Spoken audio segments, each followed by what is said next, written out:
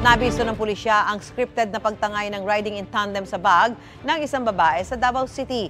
Sa kuha ng CCTV, inilalagay ng babaeng si alias Ana sa isang bag ang nasa 515,000 pesos cash sa pinapasukan niyang opisina. Sa isa pang kuha ng CCTV, naglalakad siya nang biglang hablutin ng riding in tandem ang bag na may pera. Agad nagpa-blotter sa pulisya si Ana. Pero habang nag-iimbestiga, naghinala na raw ang pulisya sa sumbong ng babae dahil hindi raw tugma ang salaysay niya sa kwento ng mga saksi. Kalaunan, inamin ni Ana na scripted lang pala ang krimen at kasama siya sa mga nagplano nito. Inaresto siya at kanyang kasintahan nakasabwat sa krimen. Desidido raw ang manager ng opisina na kasuhan ng mga suspect na hindi nagbigay ng pahayag.